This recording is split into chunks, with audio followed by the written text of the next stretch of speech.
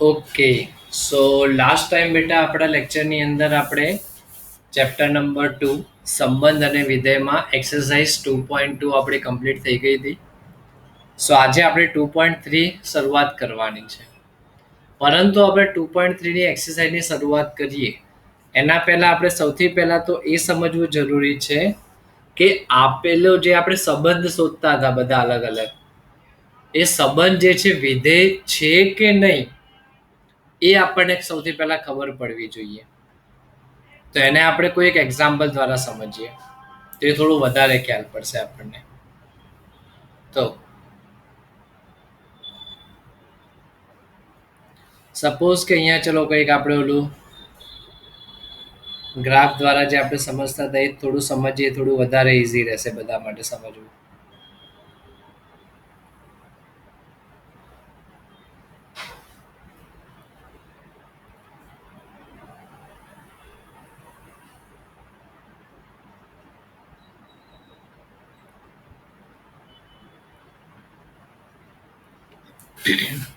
હવે સપોઝ કરીએ આપણે કે અહીંયા આપણે શું કર્યું છે, બે ગણ મૂકેલા છે. એક છે આ ગણ એ અને બીજો છે આ ગણ બી. ગણ એમાં આપણે ઘટકો વિચારી લઈએ કે ગણ એના ઘટકો કયા કયા છે. સપોઝ 1 2 3 4. આપણે હાલમાં 4 ઘટકો વિચારે. ગણ બી ની પાસે પણ આપણે ઘટકો વિચારી લઈએ એ રીતે એ બી સી ડી અને ઈ. સપોઝ આને 5 ઘટકો આપણને આપેલા છે. હવે સૌથી પહેલા તો સંબંધ હોય એટલે કોઈ એક ઘટક, પહેલા ગણનો કોઈ એક ઘટક બીજા ગણના કોઈ એક ઘટક સાથે શું બનાવતું હોય, સંબંધ બનાવતું હોય. સપોઝ 1 જે છે ડી સાથે છે, 1 જે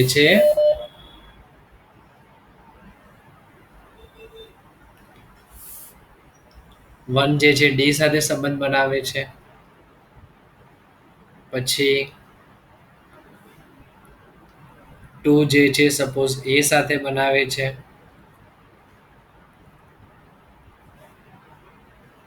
3 જે છે તે ઈ સાથે, ચલો નહીં સી નહીં, આપણે ઈ જ લઈએ. 3 જે છે ઈ સાથે સંબંધ બનાવે છે અને 4 જે છે તે બી સાથે બનાવે છે. અને સી બિચારું હાલમાં કોરું છે, એને કોઈ સહેજે ભાવ આપતું નથી. હવે અહીંયા આપણે જો સંબંધ દર્શાવવો હોય બેટા, તો અહીંયા આપણે સંબંધ કઈ રીતે દર્શાવીશું? આને સંબંધ એટલે કે આર બરાબર શું કહીશું આપણે? 1 નો ડી ની સાથે છે, 2 નો એ ની સાથે, 3 નો ઈ ની જોડે અને 4 નો બી ની જોડે. તો અહીંયા આપણે જોઈ શકીએ છીએ બેટા, અહીંયા આપણે જોઈ શકીએ છીએ. શું જોઈ શકીએ છીએ અહીંયા આપણે?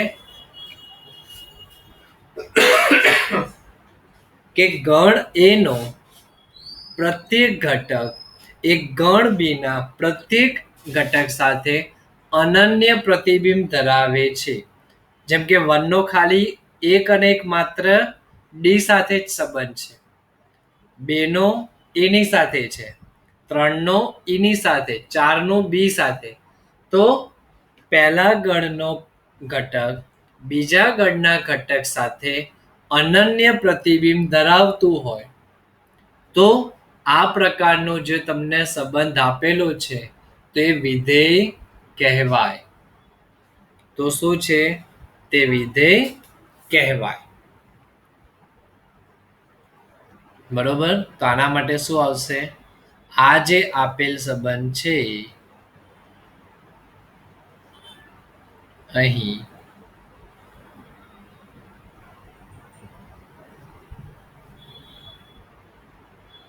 આપેલ સંબંધ એ વિધેય છે. અહીં આપેલ સંબંધ એ વિધેય છે. કારણ કે પ્રથમ અહીંયા સંબંધ જો આપણે દર્શાવવો હોય તો શું દર્શાવાય? એ થી બી નો સંબંધ કહેવાય આ રીતે. તો ગણ એ નો પ્રત્યેક ઘટક ગણ બી ના ઘટક સાથે અનન્ય પ્રતિબિંબ ધરાવે છે માટે.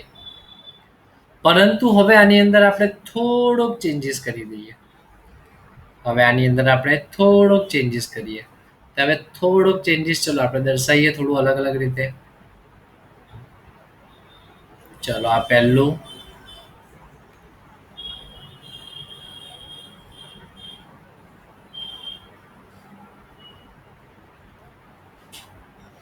ફરીથી એ રીતે જ આ ગણ એ આપણો, આ થઈ ગયો આપણો ગણ બી. ફરીથી ઘટકો પણ દર્શાવીશું આપણે. 1 2 3 અને 4. એ રીતે સામે લખી દીધું મેં એ બી સી અને ડી. આ રીતે લખી દીધું આપણે.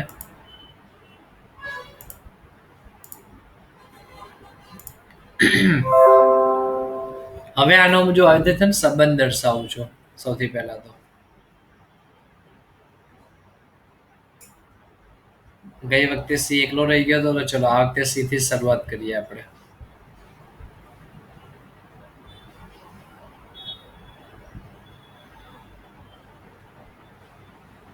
બે નો ડી ની સાથે સંબંધ છે. 3 નો બી ની સાથે,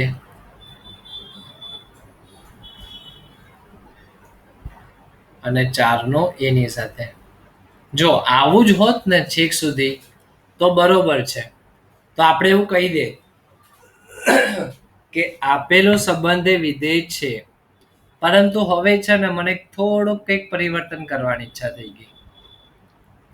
એ પરિવર્તન મેં આવું કર્યું કે 1 જે છે એની સાથે પણ સંબંધ બનાવે છે. તો હવે થોડી વાર માટે એવું વિચારી લો કે એ જે છે ને આપણો છોકરો છે. આ સમજવા માટે છે બેટા, બાકી કોઈ એક્સ્ટ્રા અલગ મિનિંગ કાઢવા માટે નથી. આનાથી થોડું જલ્દી યાદ રહેશે, બીજું એટલું જ છે. તો એ સપોઝ છોકરો છે, બી સપોઝ છોકરી છે. તો અહીંયા શું થયું? એક છોકરો એ બે અલગ અલગ છોકરી સાથે પ્રેમમાં છે. મતલબ એક છોકરાની બે ગર્લફ્રેન્ડ થઈ ગઈ, 1 ની એ પણ ગર્લફ્રેન્ડ થઈ ગઈ છોકરી, અને 1 ની સી પણ થઈ ગઈ. તો છોકરાઓને કોઈ પરમિશન આપેલી નથી કે ભાઈ તે બે બે ગર્લફ્રેન્ડ રાખી શકે. છોકરાને એવી કોઈ પરમિશન નથી. બરોબર? આવું કરે તો ના ચાલે. તો શું કહીશું કે આ રીતનું હંમેશા હોય બેટા કે જો ગણ એનો જે સંબંધ જ્યાંથી છે એ થી બી નો સંબંધ છે, તો એનો કોઈ ઘટક બી સાથે બે પ્રતિબિંબ ના ધરાવી શકે. એટલે છોકરો એક બે અલગ અલગ છોકરી ના રાખી શકે, એની બે ગર્લફ્રેન્ડ ના હોય. જો આવું હોય તો આપેલ સંબંધ એ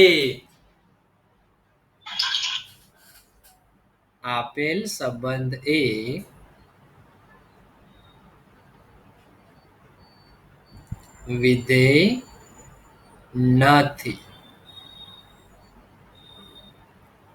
ખ્યાલ પડ્યો બેટા?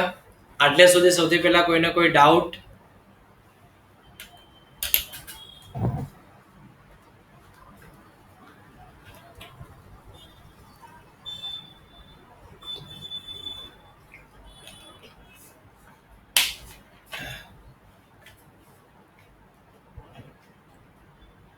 ઓમને ક્લિયર? બાકી બધા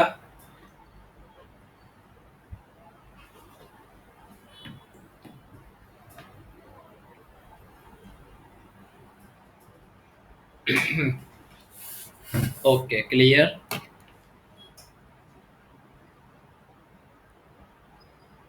ચલો આગળ વધીએ તો હજી આપણે આની અંદર, આ તો બીજો કેસ થયો, હજી ત્રીજો કેસ તો બાકી ને. હવે ત્રીજો કેસ આપણે આ રીતે જઈએ છીએ.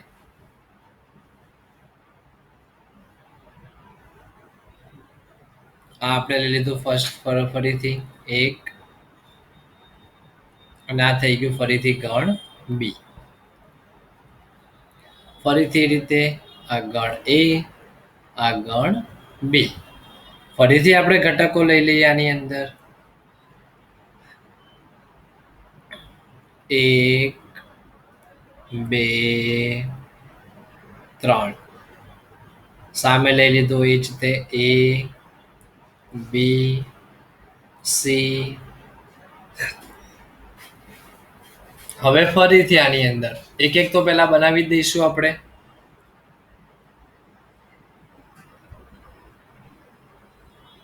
ટુ નું સી ની સાથે,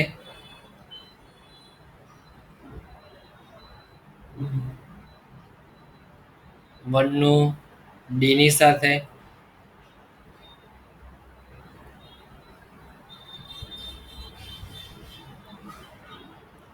ત્રણ નું એ ની સાથે. આવું આપેલું છે આપણને. હવે બીજું જે ચેન્જીસ શું આવ્યું, હવે પરિવર્તન એક થોડુંક આવું આવ્યું. આ તો બધા એક એક એક એક સિંગલ સિંગલ થઈ ગયા. હજી આ બીજાનું બી એકલું રખડે છે. તો આ બી ને સાથે પણ આપણે કોઈ હોય તો સારું રહે ને. બી ની સાથે પણ જો કોઈ હોય તો સારું રહે. તો શું કરીએ આપણે? મને એવું થઈ ગયું કે ચલો ભાઈ હવે બી ને છૂટાછેડા, આને કોને છૂટાછેડા આપી દઈશું આપણે, કાં તો એક ચોથો ઘટક લઈ લઈએ આપણે. ઉભા રહો એક,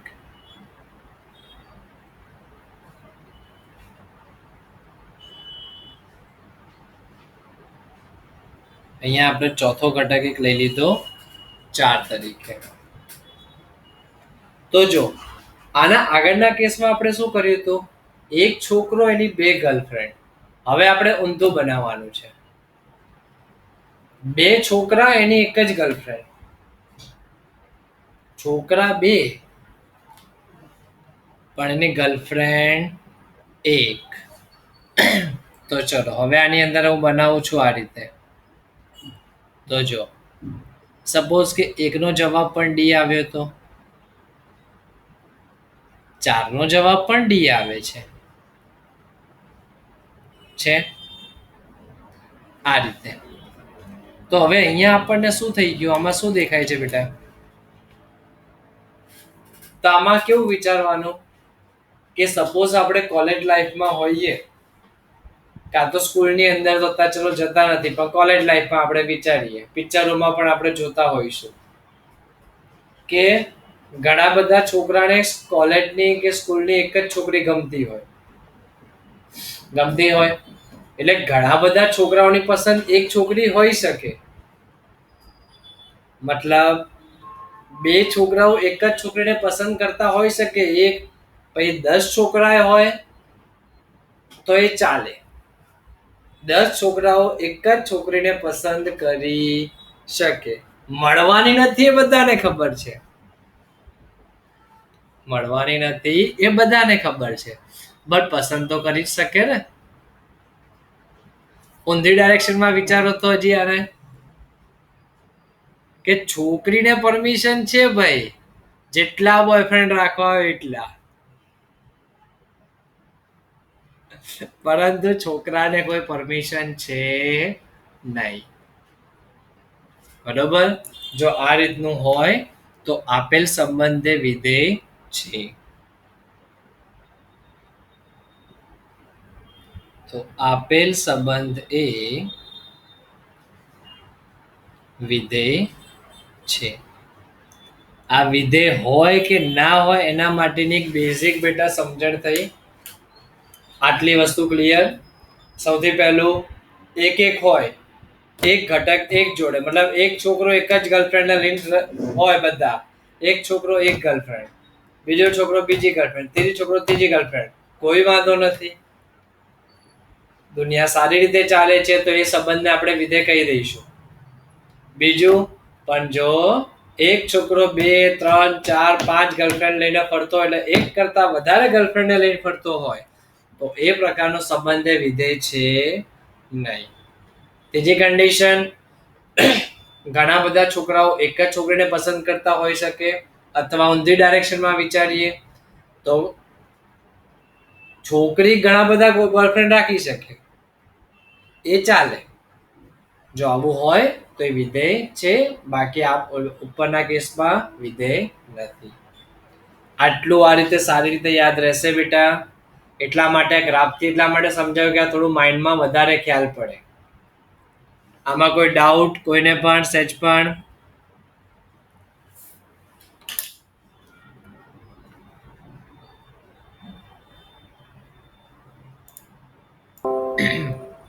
ઓકે, ચલો, ઓલ ક્લિયર.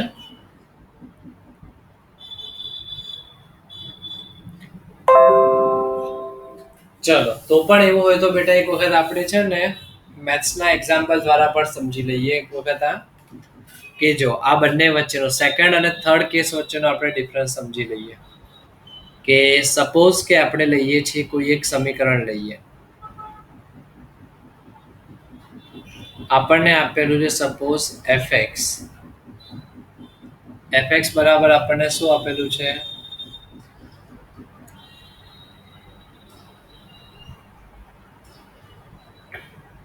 x² - 3x + 2. આવું આપણને આપેલું છે fx બરાબર x² - 3x + 2. હવે જો આની અંદર હું કિંમત મૂકું છું સૌથી પહેલા 2, તો આનો જવાબ શું આવશે?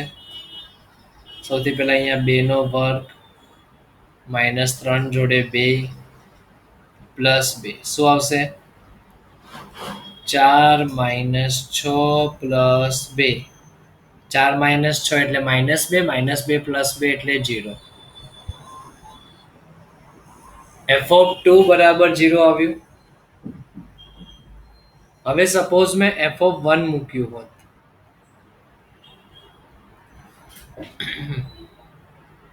f(1) મૂક્યું હોત તો શું થાય? 1² -3 × 1 + 2 તો શું થાય? 1 - 3 + 2. તો પણ આનો જવાબ શું આવત? 0. તો શું થયું આની માટે? આ કે તમે અલગ અલગ x ની કિંમતો વિચારી, અલગ અલગ x ની કિંમતો મતલબ a ની કિંમતો, પણ જવાબ સરખો મળી શકે છે. તો આ થઈ ગયો તમારો ત્રીજા નંબરનો કેસ. આ થઈ ગયો તમારો ત્રીજા નંબરનો કેસ કે x ની અલગ અલગ કિંમતો માટે y નો જવાબ સરખો મળી શકે. y મતલબ fx. તો આ પ્રકારનું જે હોય તેને શું કહી શકાય? આપણે વિધેય છે એવું આપણે કહીશું. પરંતુ હવે આ જ સમીકરણની અંદર સપોઝ આ જ જે આપણું સમીકરણ હતું એના માટે સમીકરણ શું હતું? fx બરાબર x² - 3x + 2. હવે આની અંદર આપણે જોયું કે આપણે f(2) બરાબર શું આવ્યું? 0. f(2) બરાબર મૂક્યું તો આપણે 0 આવ્યું. હવે શું આની અંદર એવું પોસિબલ છે કે હવે સપોઝ આપણે એક બીજો એક્ઝામ્પલ આની અંદર સેટ કરીએ કે અત્યારે સપોઝ કે વાગ્યા છે આપણા પાસે 6 વાગ્યા. 6 વાગ્યે જ્યારે આની અંદર મેં x ની જગ્યાએ 2 મૂક્યો તો જવાબ 0 આવ્યો. હવે 6 વાગ્યા અને 5 મિનિટ થઈ, મેં ફરીથી f(2) મૂક્યો તો શું આનો જવાબ -1 +1 2 3 આવો કોઈ આવી શકે? ના. આનો કહેવાનો મતલબ એ છે કે 1 મૂક્યો હોય તો સપોઝ કે એનો એ જવાબ આવ્યો હોય તો તો ફરીથી 1 મૂકો તો કઈ જવાબ સી નહીં આવી જાય. એ જવાબ તો એની જગ્યાએ સ્થિર જ રહેવાનો. તો આવા કેસની અંદર જે છે આપેલ સંબંધ એ વિધેય નથી. ક્લિયર બેટા? આ મેથ્સ નું એક્ઝામ્પલ થઈ ગયું તમારી મેથ્સની ભાષામાં. ઓકે, હવે ક્લિયર બેટા બધાને?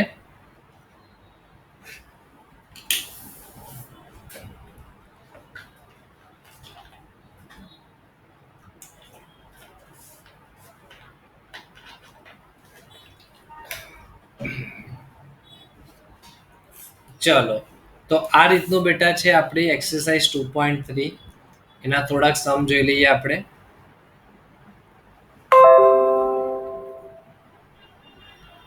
વિધેય છે કે નહીં એવું આપણને કીધેલું છે આપણને.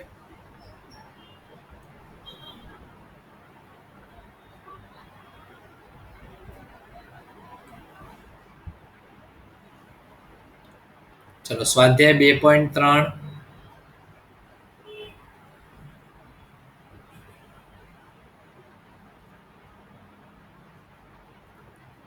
Question number 1.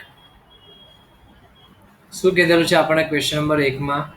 નીચેના પૈકી કયો સંબંધ એ વિધેય છે? કારણ આપો. અને જો તે વિધેય હોય તો તેનો પ્રદેશ અને વિસ્તાર શોધો. આવું આપણને કીધું છે. તો ચલો, પહેલા નંબરની અંદર લખીશું આપણે શું આપેલું છે સંબંધ. એટલે આપણે આર વડે અત્યારે લખીશું. આર બરાબર શું છે? 2 1 5 1 8 1 11 1 14 1 17 1. આ રીતનું આપણને કીધું છે. જો આની અંદર તમને કદાચ જોતા ખ્યાલ ના પડતો ને બેટા, તો શું કરવાનું? હમણાં જેવું કેવું આ ઇમેજ બનાવતો હતો આ રીતે આ બનાવી દેવાનું, તો પણ થોડું વધારે ઇઝીલી ખ્યાલ પડી જશે તમને લોકોને. આમ તો ખ્યાલ પડી જ જશે, પણ આ તો એક એક્ઝામ્પલ આપો. કદાચ એવું ના ખબર પડતું હોય તો આવું તમે કરી શકો. આ તમારું પહેલું એટલે એ, અહીંયા બીજું એટલે બી. તો આમાં કયા કયા ઘટકો છે જોઈ લો અત્યારે. 2 5 8 11 14 17. 2 5 8 11 14 અને 17. સામે બી માં તો ખાલી એક જ આપેલું છે. તો જો સંબંધ કઈ રીતે બને છે એ પણ આપણે બતાવી દઈએ. 2 પણ એકની જોડે જાય છે. જો એ તો દર્શાવી દો એટલે તમને ઇઝીલી ખ્યાલ પડી જાય. એટલે સીધી ઇમેજ જે આપણે દોર્યું હતું એ બધું ખ્યાલ પડી જાય તમને કે હવે આની અંદર શું થશે ને શું નહીં. 8 પણ એકની જોડે જતું રહ્યું.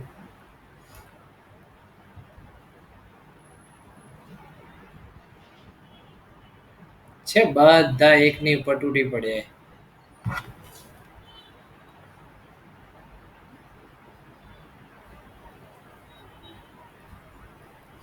તો ચલો, ચેટ બોક્સમાં બેટા મને મેસેજ કરો કે આ રીતનો જે આપેલ સંબંધ છે તે વિધેય હશે કે નહીં, હા કે ના.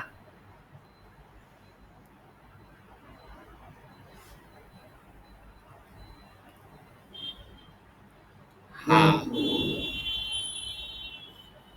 આપેલ સંબંધ એ વિધેય છે. સાચી વાત છે.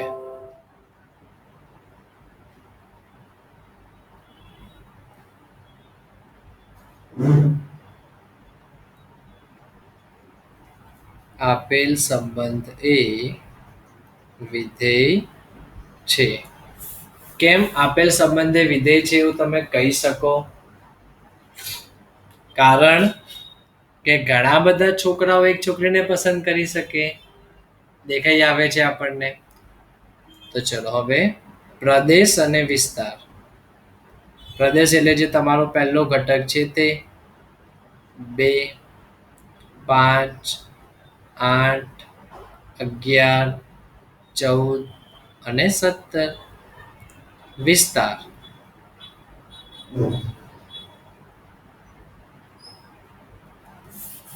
વિસ્તારમાં શું સામે ખાલી એક જ આપેલું છે ને, પતી ગયો.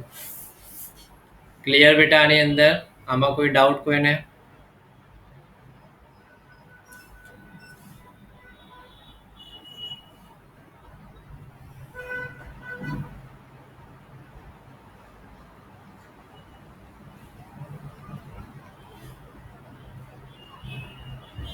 ઓકે, ક્લિયર બધાને. સેકન્ડ નંબરમાં જઈશું આપણે. શું આપેલું છે હવે આની અંદર? r બરાબર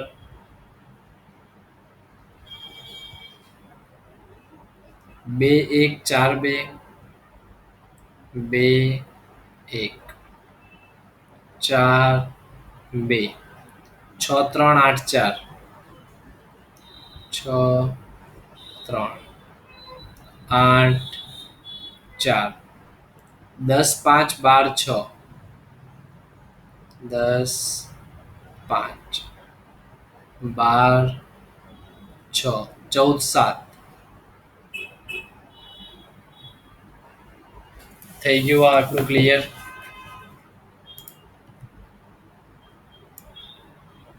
તો જો હવે આની અંદર આપણે શું કરીશું?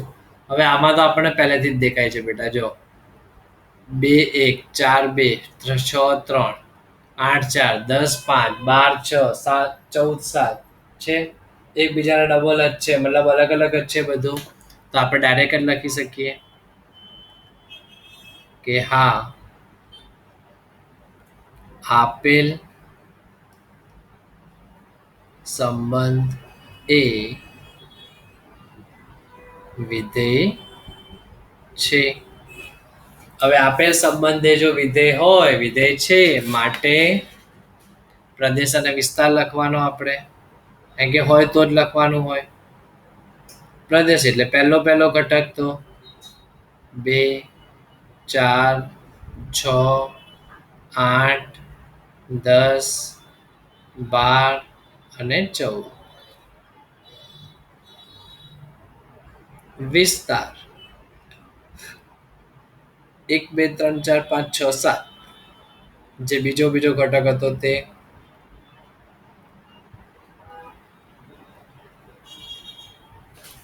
તે શું થઈ ગયો? તમારો વિસ્તાર થઈ ગયો.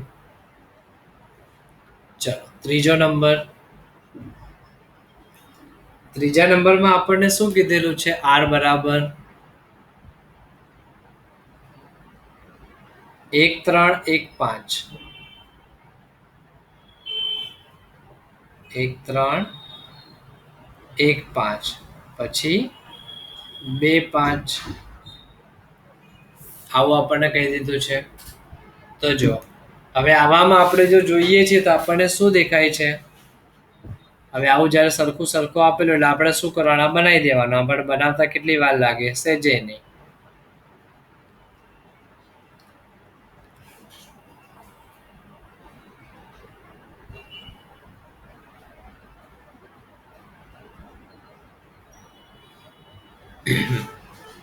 ચલો આપણો આને ગણ a આપી દઈએ, આને b નામ આપી દઈએ.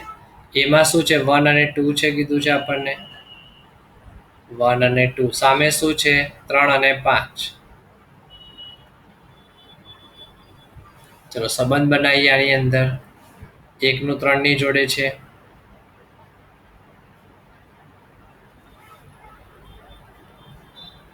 પછી 1 નું 5 ની જોડે પણ છે,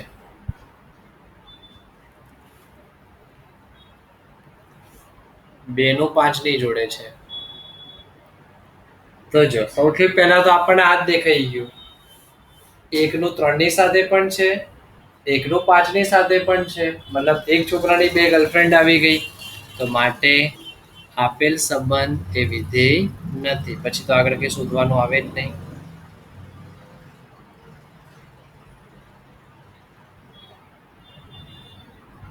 આપેલ સંબંધ એ વિધેય નથી. પતી ગયો આ ક્વેશ્ચન. આપણે ક્લિયર? આ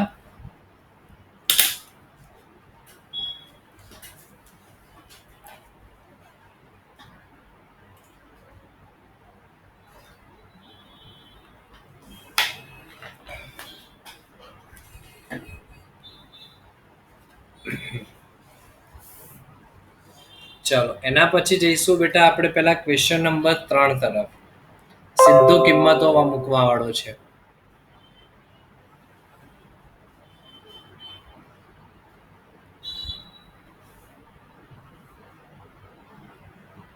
તો જો ક્વેશ્ચન નંબર 3 માં તમને શું કીધું છે, fx બરાબર 2x માઇનસ 5 થી વિધેય આપેલું છે, એટલે કે fx બરાબર છે 2x માઇનસ 5.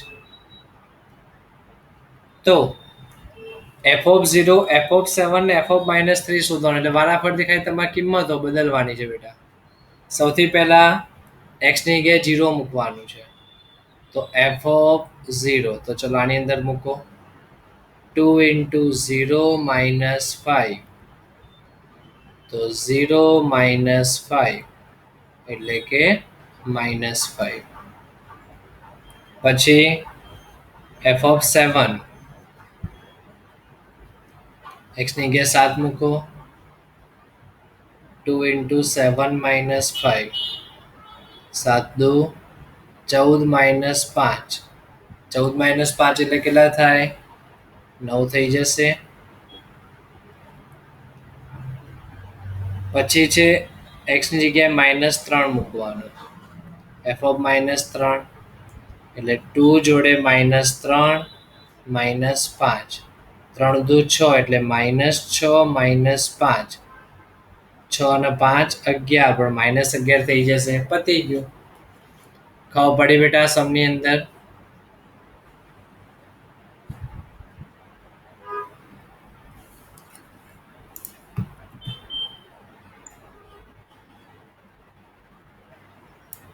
ચાલો તો હવે જઈશું આપણે પહેલા ક્વેશ્ચન નંબર 4 તરફ. હજી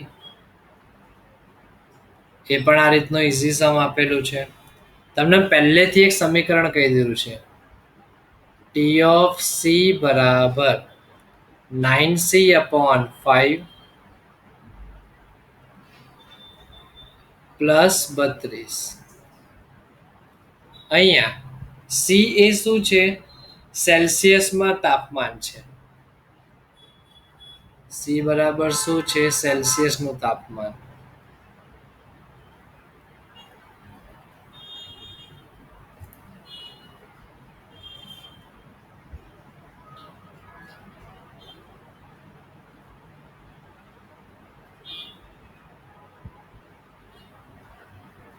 સેલ્સિયસમાં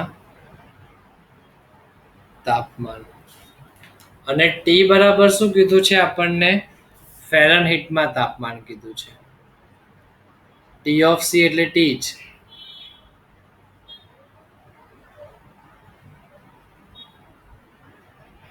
ફેરનહીટમાં તાપમાન કહી દીધું છે આપણને.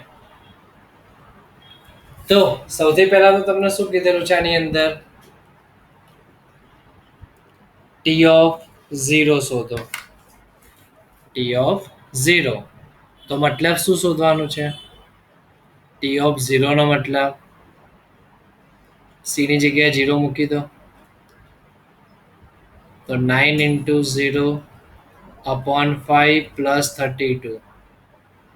તો જવાબ શું આવશે આનો, 32 જ આવશે, ઓબ્વિયસલી છે. પછી શું કીધું છે, ટી ઓફ 28, એટલે સી ની જગ્યાએ 28 મૂકવાનો. એ તમે હોમવર્કમાં બેટા સોલ્વ કરી શકશો, કિંમત મૂકવી કોઈ મોટી વસ્તુ નથી. એ રીતે તમને કહી દીધું છે ટી ઓફ -10 શોધો, એટલે સી ની જગ્યાએ તમે -10 મૂકશો.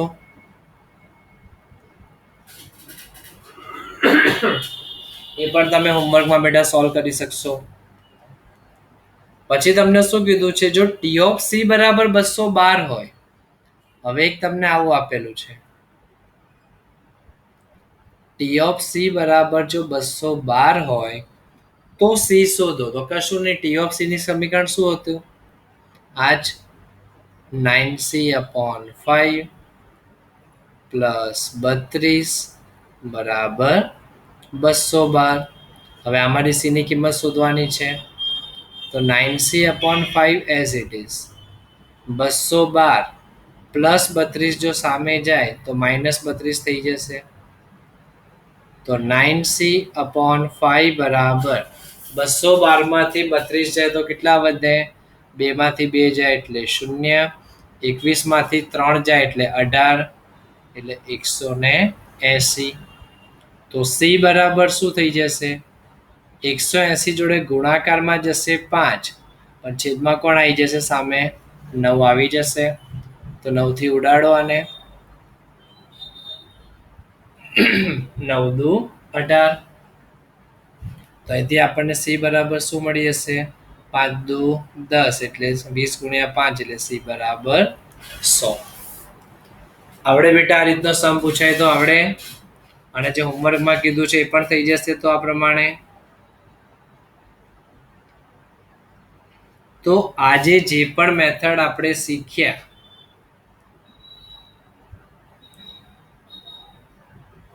એ રીતનું આપેલું છે બેટા આપણને ઉદાહરણ નંબર 11. સંબંધ અને વિધેય વાળું જે આપણે જોયું એ પણ એક તમે હોમવર્કમાં સોલ્વ કરશો. ઉદાહરણ નંબર 11.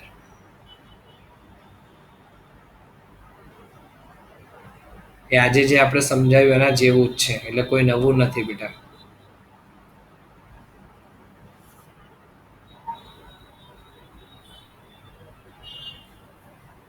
તો આ વસ્તુ ક્લિયર બેટા? આટલે સુધી કોઈને કોઈ ડાઉટ આજે?